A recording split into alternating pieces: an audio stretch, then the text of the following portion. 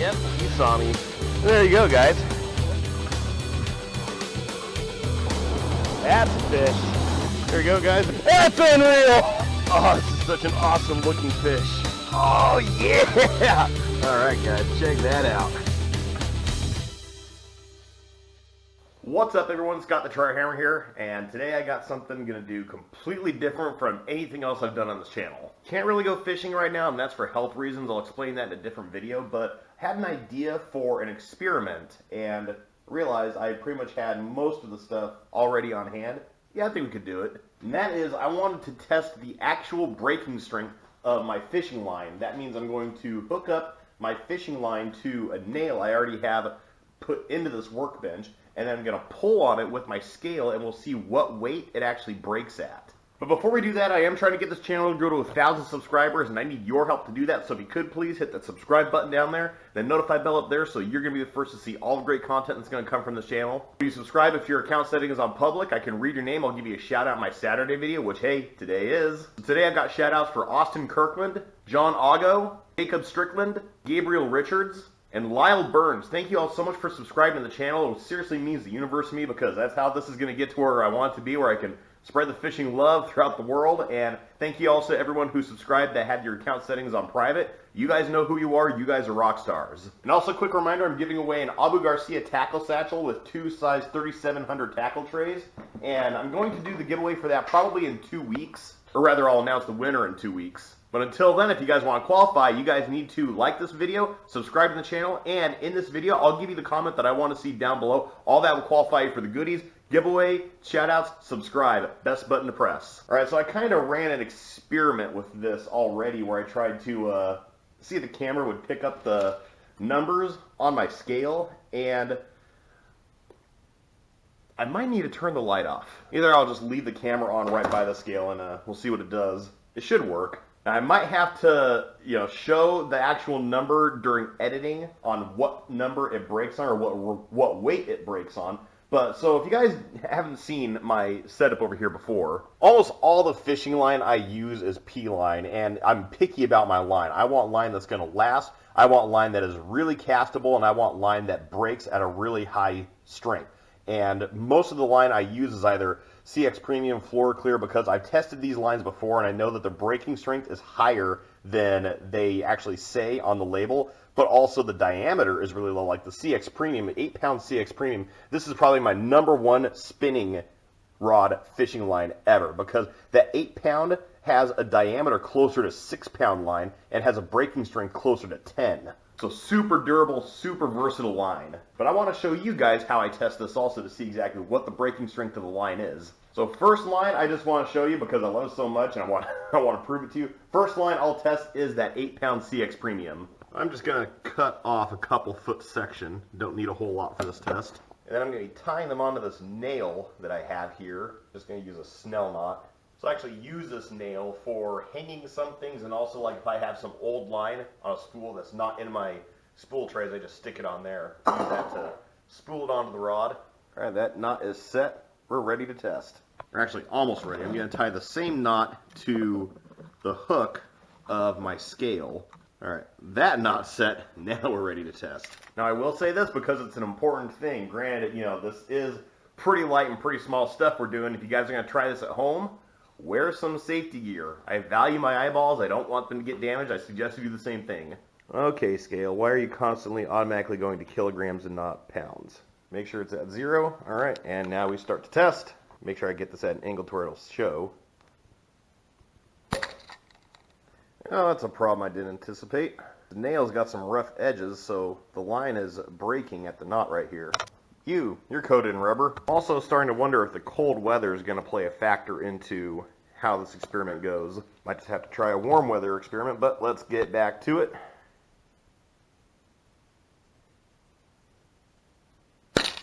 Alright, so that broke close to 9.5 pounds. And to show you guys, so that's where the line broke, is somewhere in the middle. Didn't break at either knot. It actually broke in the middle of the line, so my knots worked.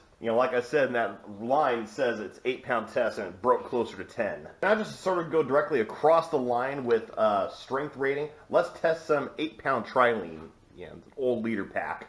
Still works. Get us about the same length of line, just a couple feet. One in on the scale, one in on here. All right, knotted up, ready for round 2. All right, now we begin the test with the 8-pound trilene. Jeez. Yeah, that broke it like 3 pounds. That's pretty pathetic. All right, so that's comparing apples to oranges. Now let's compare apples to apples. Let's use some 8-pound CXX. Now CXX is supposed to be a super tough line. It's supposed to be a stronger copolymer than the CX Premium. The CX Premium has a lot of fluorocarbon in it. But yeah, let's try some 8-pound CXX. All right, we are set to go with the 8-pound CXX.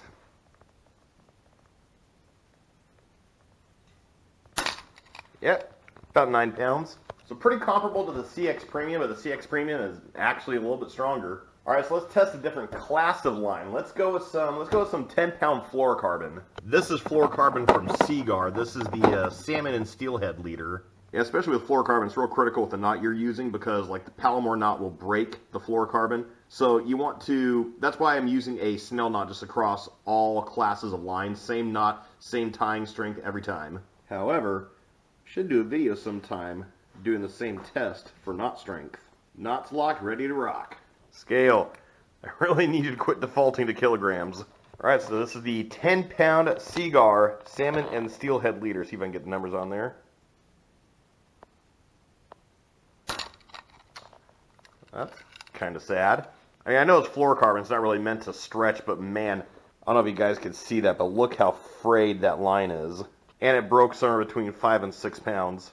An unplanned but pleasant side effect of this test is I'm starting to get a groove in there to keep the line in place. So let's try a different class of line. So we've been doing copolymers and we did a fluorocarbon. You know, the fluorocarbon, that was pretty disappointing. I want to test more fluorocarbon, but I only have that 10-pound Seaguar. My 20-pound I ran out of and I need to replace sometime. But I do have some trilene 20-pound monofilament and some 20-pound P-line fluoroclear. Fluoroclear is a lot closer to monofilament than fluorocarbon line. It's fluorocarbon coated, but it's got a very light fluorocarbon coating. It's actually real common to see that fluorocarbon coating come off of the line the longer you use it. And it's a floating line. It's something I use for top water. It'll float until water tension's broken. That's where something you have to like really force it for water tension to break. I've been frogging with 20-pound fluoroclear for a while. Buzzbaits on it. Never had a problem with it staying floating.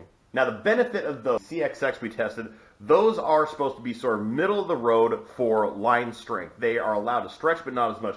Fluorocarbon isn't really designed to stretch at all. That's the benefit of the fluorocarbon, is it doesn't stretch. You get that bite detection. So that's why I'm not so much surprised when I was pulling lightly on it. It snapped the way it does because it's not supposed to stretch like that. Mono is designed to stretch. I mean, they say that you'll get like over a 100-foot section, you'll get 30% more stretch out of the monofilament. So let's test these monofilament type lines, see what the actual density or see what the actual strength is. And we'll start with the trilene 20-pound monofilament.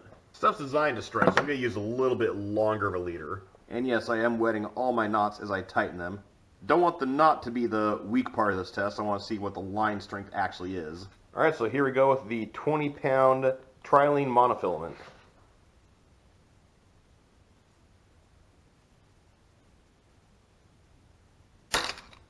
That broke about 14, 15 pounds. And yeah, that feels like it was stretched out. There's a lot of boing to that line now. Now with the P-line 20-pound fluoroclear, I'm actually really curious to see what this is going to look like measured up to the trilene, because I've actually never tested this line. Never tested it, but fished it a ton. I love it. All right, now we're ready to test the 20-pound P-line fluoroclear.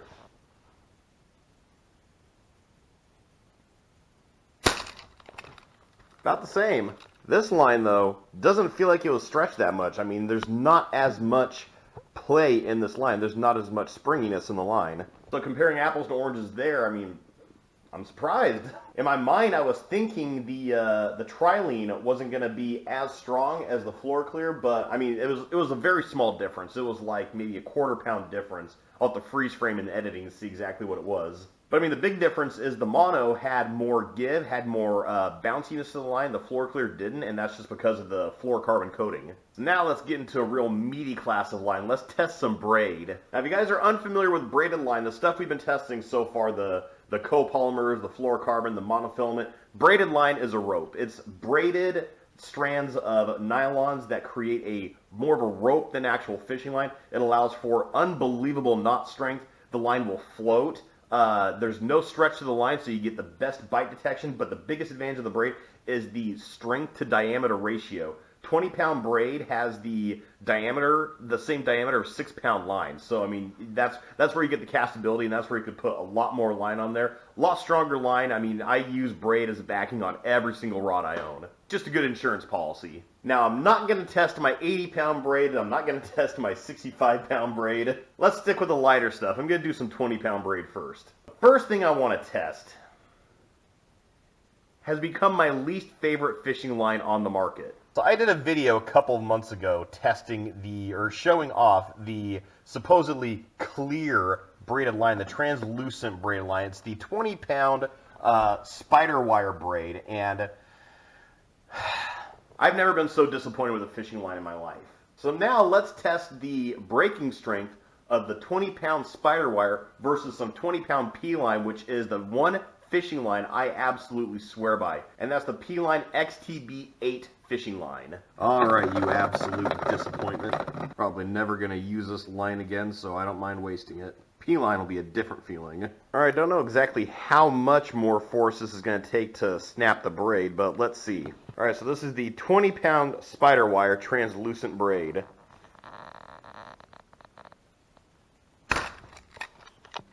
And that's the problem I've had with this line, is how many lures I've lost because of it. Alright, enough of my little bit of fishing bias. Let's get to the next line. This line I'm not so keen on wasting. I can already tell you just from just handling the spider wire and now handling the P-line XTB8, both 20-pound, the feel is so much better with this P-line braid, and also the diameter is smaller.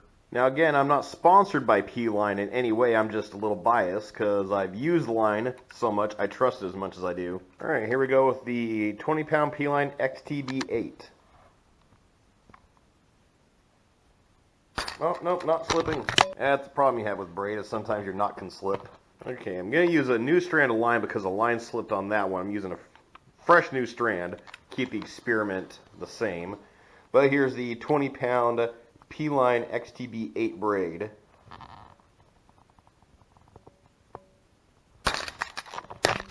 Yeah, it's closer to 16. Alright, so that's one part of this experiment done. Guess I don't need these anymore. Or I just sort of did the steady pull on it. Now I want to see how much this line can lift, because I've got a ton of weights. Now this one I'm curious on, and this I'm going to need some gloves. Or at least one glove for the hand I'm going to hold the line with. So here's what I think I'm going to do. I'll just do this one real quick to sort of give the line a chance to redeem itself. We'll do the 10-pound Seaguar fluorocarbon, and we'll see if it can pick up a 10-pound weight. So we'll again just use a couple feet of line. Now here I'm going to use a little bit stronger of a knot. I'm going to use an improved clinch knot.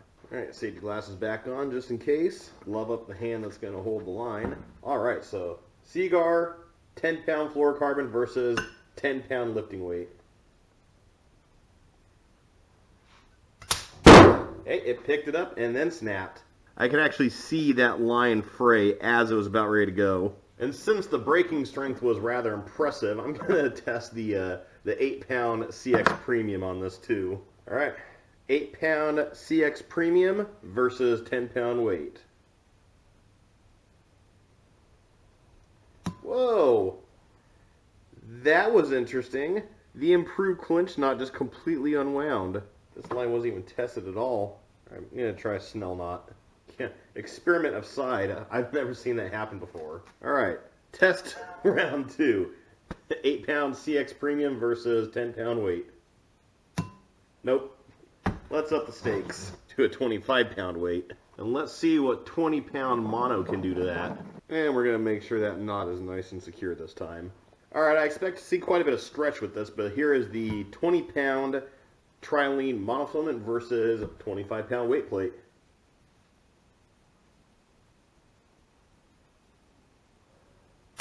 Well, it moved it. Didn't really pick up before the line snapped, and oh yeah, that line is done.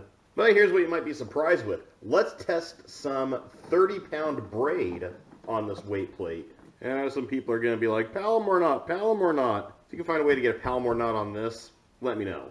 Alright, I think I know how this is going to go, but I still want to test it out. This is the 30-pound P-Line XTB8 braid versus 25-pound weight plate.